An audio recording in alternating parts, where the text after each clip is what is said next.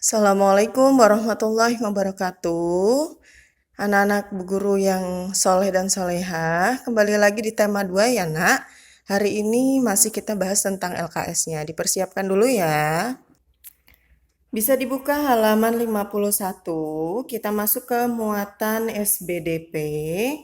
Nah, di sini masih tentang pola lantai ya. Beberapa waktu lalu kita telah membahas bahwa pola lantai adalah susunan penari saat di atas panggung. Nah, ada beberapa pola diantaranya yaitu pola vertikal. Nah, ini kalian tambahkan ya. Di sebelahnya seperti ini. Di garis bawah merupakan suatu pola lantai yang berbentuk garis lurus ke belakang atau sebaliknya. Nah, jadi ke arah belakang atau ke arah depan. Yang kedua, pola lantai horizontal merupakan suatu pola lantai yang berbentuk garis ke samping kanan atau ke kiri. Jadi kalau ke kanan atau ke kiri itu namanya horizontal. Yang ketiga, pola lantai diagonal. Nah, ini pola lantai yang penarinya berbaris membentuk garis menyudut ke kanan atau ke kiri. Jadi miring ya. Bisa ke kanan miringnya atau bisa ke kiri. Kemudian pola lantai melengkung, membentuk garis lengkung berupa lingkaran angka 8 ataupun lengkung ular. Nah, jadi bisa seperti ini, bisa melingkar, juga bisa seperti angka 8. Berlanjut ke halaman 54, masuk ke muatan IPA. Kemarin kalian sudah mengerjakan beberapa cara hewan untuk beradaptasi tingkah laku, menyelamatkan diri atau melindungi diri dari musuh. Ada cicak, kemudian ada bunglon, ada terenggiling ya dan sebagainya. Nah, di garis bawahi di sini halaman 54 ada gambar bunglon. Nah, adaptasi untuk melindungi diri dari musuh dan mempertahankan hidup yang pertama adalah mimikri, yaitu kemampuan untuk mengubah warna kulit sesuai dengan lingkungannya. Tujuannya untuk apa? Tujuannya adalah untuk melindungi diri dari serangan musuh. Ya, nah ini contohnya adalah pada bunglon. Kemudian kamuflase. Kamuflase adalah kemampuan dalam menyamarkan diri makhluk hidup dengan lingkungannya. Tujuannya sama, untuk bersembunyi atau untuk menyamarkan dirinya. Nah, ini kalau kamuflase contohnya bunglon sama katak daun. Bedanya apa antara mimikri dengan kamuflase? Kalau mimikri ini lebih ke arah merubah warna kulit, ya. Sedangkan kalau kamuflase ini lebih merubah bentuk tubuhnya menyerupai lingkungan di sekitarnya. Kayak katak daun nih, kalau katak daun itu dia biasanya adanya di bawah, di atas daun-daun kering. Nah, daun-daun kering itu warnanya coklat ya. Nah, si katak daun ini persis banget bentuknya, warnanya itu seperti katak daun.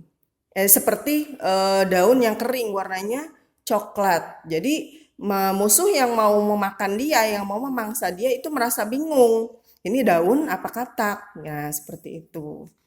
Kemudian yang ketiga, ini ada autotomi. Apa sih autotomi itu? Memutuskan ekor untuk mengelabuhi mangsa. Nah, ini contohnya adalah pada cicak dan kadal. Sering ya anak-anak lihat cicak memutuskan ekornya. Ekornya masih gerak-gerak nih, tapi cicaknya entah udah kemana larinya. Nah, itu salah satunya. Ya, jadi biar dikira ekor yang gerak-gerak itu adalah cicaknya oleh si mangsa, padahal si cicaknya mah udah kabur kemana. Kemudian hibernasi yaitu tidur pada musim dingin. Ya, ini contohnya adalah pada beruang, kura-kura, dan ular. Yang kelima adalah estivasi. Nah, ini kebalikannya dari hibernasi. Kalau estivasi ini tidur saat cuaca panas. Jadi saat cuaca panas si hewan ini tidak melakukan aktivitas, melainkan dia tidur. Contohnya adalah pada kelelawar, tupai, dan lemur kerdil. Selanjutnya di halaman 56 masuk ke muatan PKN, kemudian Bahasa Indonesia dan IPS ya. Di sini kemarin telah kita bahas ada pertempuran 5 hari di Semarang, kemudian ada juga agresi militer Belanda 1, 2, dan sebagainya. Nah, kira-kira Setelah 17 Agustus itu apa saja yang dilakukan oleh para pejuang kita, para pahlawan kita untuk tetap mempertahankan kemerdekaan? Ternyata ada beberapa cara yang mereka lakukan. Yang pertama melalui perjuangan fisik atau perang, seperti yang kemarin ya, pertempuran Ambarawa, 5 hari di Semarang, Medan Area, ya. Nah itu termasuk perjuangan fisik mempertahankan dan merebut kemerdekaan. Yang kedua melalui jalur diplomasi atau perjanjian. Dan yang ketiga itu dengan cara sembunyi-sembunyi melalui taktik perang. Ya. Nah, yang akan kita bahas di halaman ini adalah melalui jalur diplomasi atau perjanjian. Di garis bawah, perjuangan diplomasi bangsa Indonesia dalam berbagai forum internasional. Ini tujuannya untuk apa? Tujuannya adalah untuk memberitahu dan meyakinkan seluruh dunia, terutama penjajah, bahwa Indonesia itu sudah memproklamasikan kemerdekaan.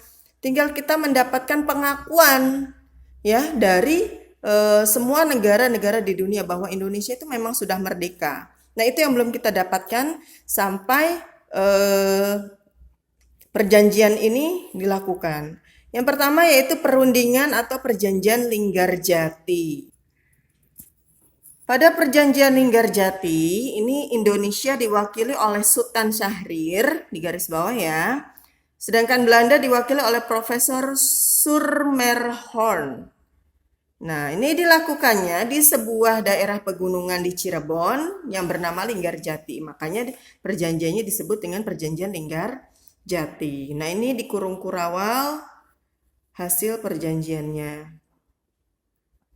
Yang kedua adalah perundingan atau perjanjian Renville. Nah, ini karena Belanda tetap kekeh pengen merebut lagi Indonesia sampai melancarkan agresi Belanda 1, 2. Nah, PBB selaku Dewan Keamanan Internasional itu merasa greget ya. Akhirnya Dewan Keamanan PBB mengirimkan komisi jasa baik yang terdiri dari 3 negara yaitu Australia, Belgia, dan Amerika Serikat.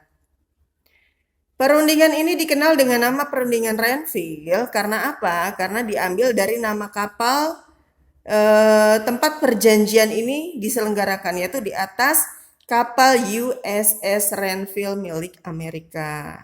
Ya, pada tanggal 8 Desember 1947 dilaksanakannya. Indonesia diwakili oleh Mr. Amir Syarifuddin, kemudian Belanda diwakili oleh R. Abdul Qadir Wijoyo Atmojo. Ini orang Indonesia tapi dia lebih memihak kepada Belanda.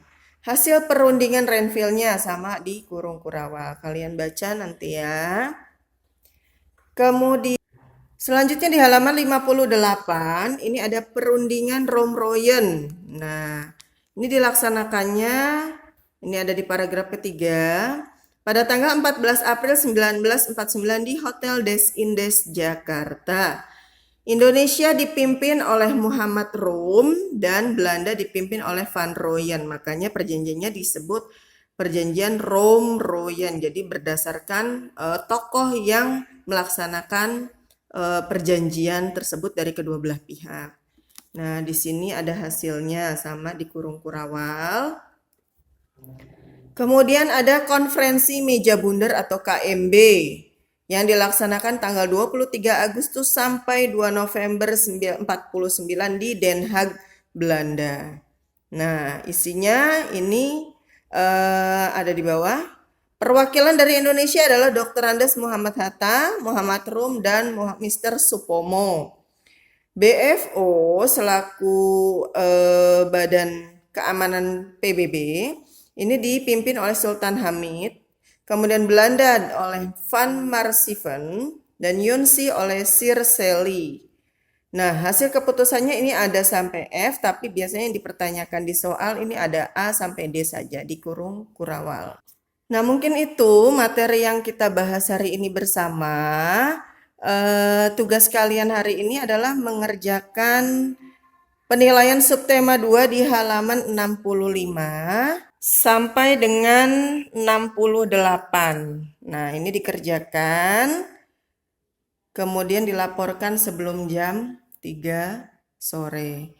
Kurang lebihnya mohon maaf. Wassalamualaikum warahmatullahi wabarakatuh.